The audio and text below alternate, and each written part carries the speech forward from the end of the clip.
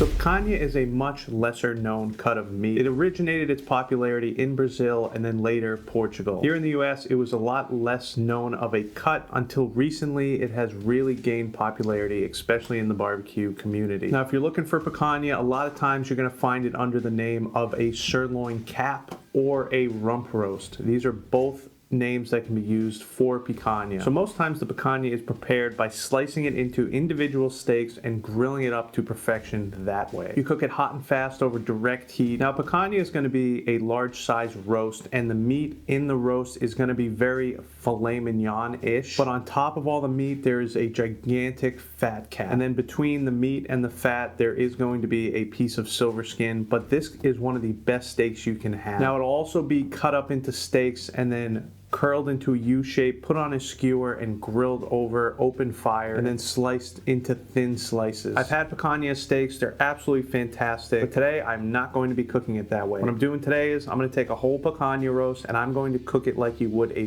brisket. I'm going to do a low and slow cook on this thing, and we're going to see how it comes out. So let's get right to it. Alright, so before we get into cooking this picanha, I want to make a seasoning that we're going to use for it, so let's do that now.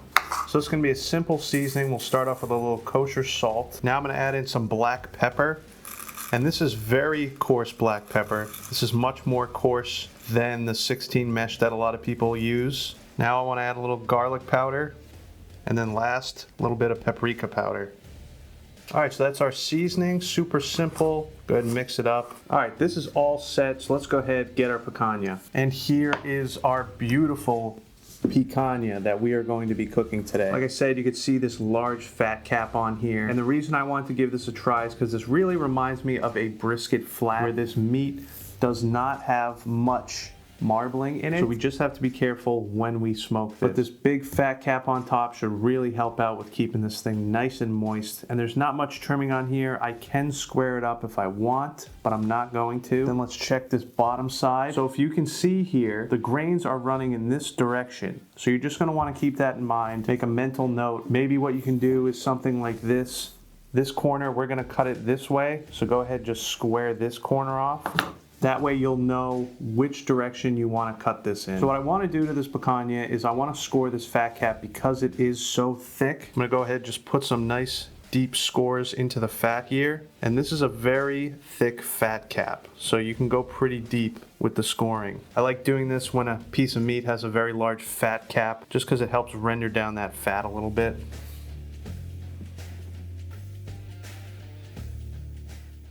So that is that. See, we've scored that very nicely. It's also going to help our seasoning get into there as well. Now let's go ahead and season this bottom side first with that rub we just made. And I'd like to mention, if you're interested in the exact recipe for this rub, I will be putting it on my Patreon page. It's not a very complex rub. Sure, you can figure it out without a recipe, but if you want a recipe, be sure to check out the Patreon. That's where I'm going to put all the sauce and seasoning recipes I use in my videos on there. And it all goes to help support the channel, so I would be highly appreciative if you would check that out. Now we're going to want a good amount of seasoning on here. It is a pretty decent sized piece of meat. Kind of looks like a brisket point, but it is not nearly as fatty as a brisket point. Like I said, it more resembles the fat of a flat on a brisket, but even so, I think this is going to work fantastic. Now we just want to get a lot of that seasoning on this fat side, and I really like to push it into all the crevices on this side. Just try and open everything up, get some of that seasoning in there. That looks pretty good.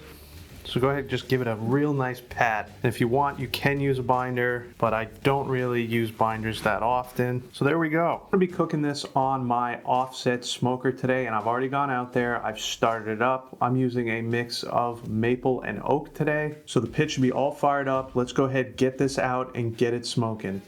Let's get this picanha right on the grate. Now, I always like to use a piece of blocker wood because I find on my smoker the heat really tends to burn that side of the meat. Let's grab this beautiful picanha, lay it right down in the middle of the grate, and I'm going to put the thicker end towards where the heat's coming from. So let's get this closed up, and we're going to let this thing smoke. So I've got my smoker running around 250 degrees and I'm going to try and maintain that temperature. The reason I want to maintain a low temperature is because despite the fact that this cut of meat does have that large fat cap on it, the meat does not really have much intermuscular marbling on it. So I don't want to get too hot or that meat's going to end up getting tough or dry. Now since I'm using my offset smoker, I know that I have a large amount of airflow on that thing and it allows me to run hotter temperatures when smoking. If you have a pellet grill or something similar to that, you might want to run your grill around 225 degrees just because you probably don't have as much airflow as I do on that big offset smoker out there. So I'm just going to keep trying to maintain that 250 degrees. We'll see later on in the cook if I'm going to bump that temperature up. I don't think I will. So I'm going to let this go probably for a couple hours before I go out there and check on it. But since we're doing a video, we can jump right ahead and go check on it now. All right, guys, we are 5 hours in on this picanha roast. Let's see how it is coming along. Oh yeah, this thing's building a beautiful bark. This thing is looking fantastic. See how this thing feels? Yeah. See the fat is rendering down nicely, but still does not feel too tender inside. Let's see what we got for temp. We are at 160 degrees internal temperature. So we still got a ways to go here, but since there's not too much intermuscular marbling, I don't want this thing to dry out. So let's go ahead and get this thing off and we'll get it wrapped up. All right, here is the picanha. This thing smells fantastic. Check out the bark we are building. That fat is rendering down beautifully. This is a nice looking piece of meat right here. Let's go ahead and get this down.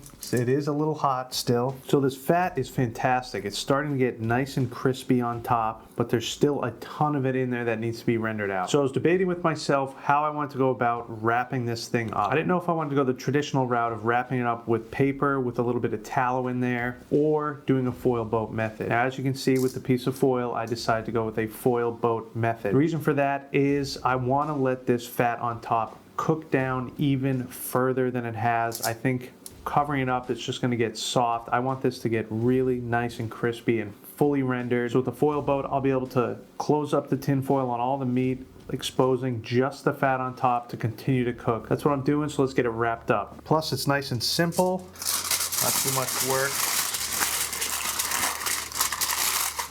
All right, when I do it, I also kind of like to curl out the edges here to give you a little bit of a handle there. All right, so there is our picanha all wrapped up in our foil boat. I'm gonna go ahead, get this back out on the smoker, and I'm gonna let this thing cook till around 195 degrees. What I'm really looking for is when I probe it with my temperature probe that it's nice and tender, and then it'll be finished. So that's my plan. I'm gonna go ahead and get this out on the smoker and I'll see you when it's finished. Here is our beautiful smoked picanha, like a brisket. So I let this thing go on the smoker for another 2 hours, and after that it was looking really nice and we were at the 200 degree mark. But more importantly, this thing was probing super tender, so I went ahead, pulled it off, let it rest for a couple hours, and here we are. So this fat is perfectly rendered. It's nice and crispy. I'm super excited about this. So let's get it out of the foil, onto the cutting board so we can get it sliced up.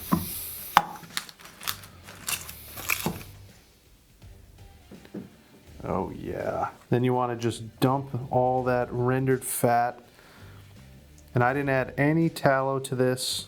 This all came from the picanha. So go ahead and just dump that right over top of this thing. Now, let's get this thing sliced up. So just give this thing a look. Looks like a meteorite. This picanha has a beautiful bark on it. Smells fantastic. This fat is rendered perfectly and super crispy. I'm excited to give this a try. So if you remember in the beginning of the video, I cut off a piece to know which way the grain was going. That's right here. So I'm gonna go ahead and start slicing it this way. So let's cut off this end piece, square it up.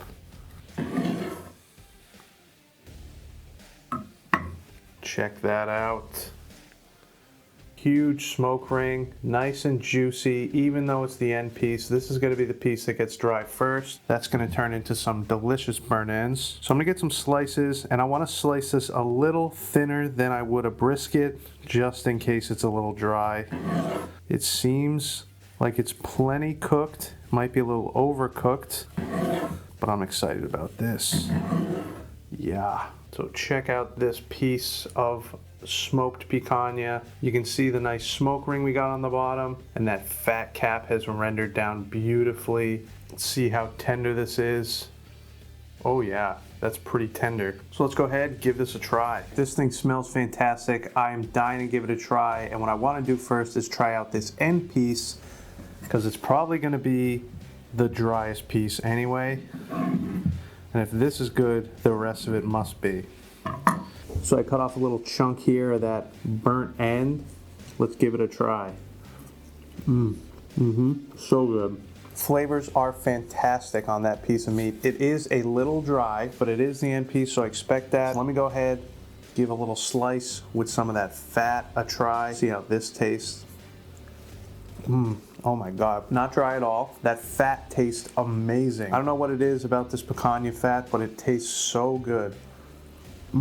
So much different than a brisket fat. That rub is fantastic. That coarse black pepper is so good on here. Like I said, it's a butcher style black pepper, very coarse, but it goes well with these long, low and slow cooks. Definitely give it a try if you guys find some. But I think this picanha is a great alternative to smoking a brisket if you don't want to do a whole brisket, and you can get your hands on a picanha or sirloin cap, whatever it's called near you. Like I said, there's options out there for brisket alternatives. You have chuck roast, which is another great option, but I don't know. This picanha is so similar to a brisket flat because it has that nice fat cap on there. It works perfectly. It cooks a little bit quicker than a brisket too, which is nice. And again, look at this. It's just super tender. It's absolutely amazing. And the fat on there is just ridiculous. Stuff is so good. Highly suggest giving this a try. But I hope you guys enjoyed this video. If you did, make sure to give it a like. If you're a new viewer, make sure to subscribe right over here. And if you want to see another good barbecue video by me, you can check this one out right here. It's awesome. But most importantly, guys, get out there and smoke something good. Delicious.